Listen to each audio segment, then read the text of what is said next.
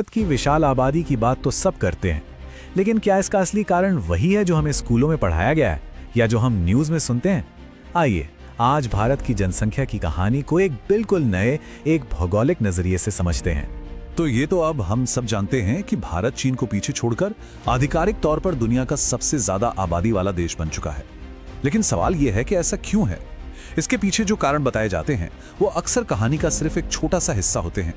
1.47 अरब लोग, जरा इस नंबर के बारे में सोचिए। ये दुनिया की कुल आबादी का 18% है, जो दुनिया की महज 2% जमीन पर रहते हैं। ये आंकड़ा ही अपने आप में इतना बड़ा है कि इसके पीछे की कहानी जानना और भी जरूरी हो जाता है। जब भी भारत की बड़ी आबादी की बात होती है तो आमतौर पर गरीबी, अशिक्षा या परिवार नियोजन की कमी जैसे कारण गिनाए जाते हैं, है ना?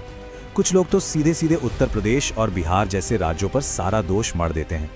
लेकिन सच तो ये है कि ये सब एक बहुत बड़ी और बहुत पुरानी पहेली के बस छोटे छोटे टुकड़े हैं।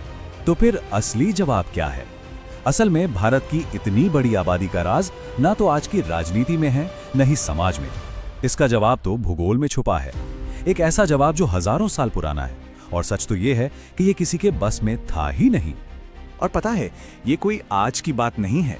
अगर हम इतिहास में बहुत पीछे जाएं, आज से करीब 2000 साल पहले यानी 1 AD में, तो उस वक्त दुनिया का हर तीसरा इंसान भारतीय था। जी हाँ, 30%, आज से भी कहीं ज्यादा। इससे साफ पता चलता है कि भारत की जमीन में हमेशा से ही एक बड़ी आबादी को पालने की ताकत रही है। और इस पूरे कहानी का जो असली हीरो है वो है भारत गंगा का मैदान, जिसे हम इंडो गैंजेटिक प्लेन भी कहते हैं। ये कोई मामूली मैदान नहीं है, ये दुनिया का सबसे बड़ा और सबसे उपजाऊ मैदान है। यही वो जगह है जिसने हजारों सालों से यहाँ सभ्यताओं को जन्म दिया है और उन्हें पाला पोसा है। और इसके बनने की कहानी भी किसी फिल्म से कम नहीं है। सोचिए, करोड़ों साल पहले भारतीय टेक्टोनिक प्लेट आकर यूरेशियन प्लेट से टकराई। जोरदार टक्कर और इसी से बने दुनिया के सबसे ऊंचे पहाड़ हिमालय। लेकिन इस टक्कर से पहाड़ों के ठीक नीचे एक बहुत गहरा गड्ढा भी बन गया। और फिर लाखों सालों तक हिमालय से निकलने वाली नदियों ने इस गड्ढे को अपनी लाई हुई उपजाऊ मिट्टी से भर दिया। इसी जादुई मिट्टी का कमाल था कि आज से करीब 4000 साल पहले भी सिंधु घाटी सभ्यता दुनिया की सबसे बड़ी आबादी वाली सभ्यता थी। उस समय वहां चीन की पीली नदी सभ्यता से भी कहीं ज्यादा, लगभग 40 से 60 लाख लोग रहते थे। अगर इसे ठीक से समझना है तो चलिए दुनिया के दूसरे बड़े मैदानों से इसकी तुलना करते हैं। देखिए, भारत गंगा का मैदान चीन के मैदान से लगभग 2 गुना बड़ा है, और मिस्र की मशहूर नील घाटी से उससे तो ये 20 गुना से भी ज्यादा बड़ा है। और बात सिर्फ साइज की नहीं है, पानी के मामले में भी एक कहीं ज्यादा अमीर है, क्योंकि यहाँ सिर्फ नदियां नहीं बल्कि मॉनसून भी है। अक्सर सुनने में आता है कि भारत ओवर पॉपुलेटेड है, मतलब यहाँ जरूरत से ज्यादा लोग हैं। लेकिन अगर हम जनसंख्या घनत्व यानी पॉपुलेशन डेंसिटी देखें तो कहानी कुछ और ही नजर आती है।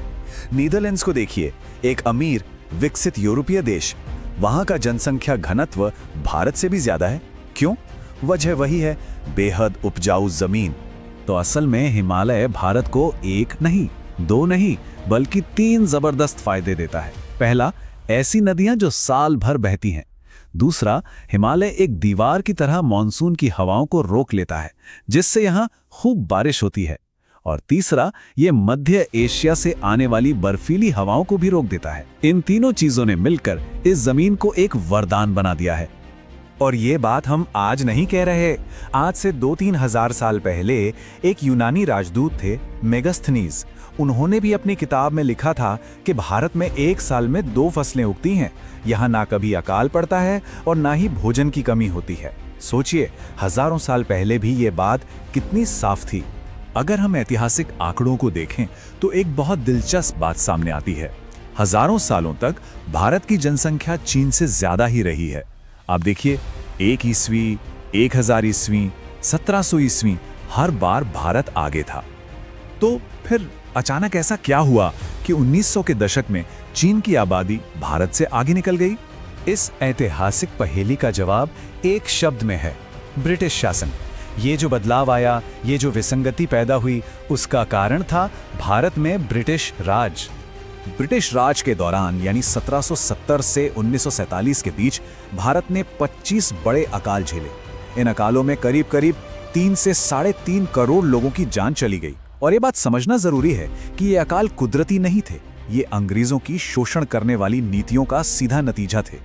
फिर 1947 में देश आजाद हुआ, ये भयानक अकाल खत्म हुए और उसके बाद भारत की जनसंख्या फिर से अपने पुराने रास्ते पर लौट आई। जो आबादी बढ़ी वो असल में एक तरह की रिकवरी थी। भारत वापस अपने उस ऐतिहासिक ट्रेंड की तरफ जा रहा था जिसे यहाँ के भूगोल ने हमेशा से सपोर्ट किया था। और अब आते हैं आज की कहानी पर। ये जानना बहुत जरूरी है कि भारत की जनसंख्या अब स्थिर हो रही है। आज भारत की प्रजनन दर यानी फर्टिलिटी रेट सिर्फ 1.9 है। ये 2.1 के रिप्लेसमेंट लेवल से भी नीचे है। इसका सीधा मतलब ये है कि आबादी को बनाए रखने के लिए जितने बच्चों का जन्म होना चाहिए अब उससे भी कम हो रहे हैं। यानी भारत की आबादी अब नेचुरली स्थिर हो रही है। तो इस पूरी चर्चा का निचोड़ क्या है? निचोड़ ये है कि भारत ओवर पॉपुलेटेड नहीं है। सच तो ये है कि ये भौगोलिक रूप से इतना भाग्यशाली है कि इसने हमेशा से एक बहुत बड़ी आबादी को संभाला है और आज भी संभाल रहा है। लेकिन कहानी यहाँ खत्म नहीं होती। अब एक नया और बहुत बड़ा सवाल खड़ा होता है, क्या होगा जब ये हजारों साल पुराना आशीर्वाद ही खतरे में पड़ जाए? और वो खतरा है क्लाइमेट चेंज। आज जलवायु परिवर्तन उसी भौगोलिक सिस्टम पर हमला कर रहा है जिसने भारत को हमेशा पाला है। हिमालय के ग्लेशियर 65% ज्यादा तेजी से पिघल रहे हैं। मॉनसून का पैटर्न बदल रहा है। जमीन के नीचे का पानी तेजी से खत्म हो रहा है और बाढ़, सूखे जैसी घटनाएं आम होती जा रही हैं। ये एक बेहद गंभीर चेतावनी है। अगर चीजें नहीं बदली तो यही भारत गंगा का मैदान, जो सदियों से भारत के लिए एक वरदान रहा है, आने वाले समय में यहाँ की विशाल आबादी के लिए एक अभिशाप बन सकता है। तो आखिरी और सबसे बड़ा सवाल यही है, क्या हम इस प्राचीन जीवन देने वाले आशीर्वाद को बचा सकते हैं? इसका जवाब भविष्य देगा और शायद हम सब मिलकर देंगे।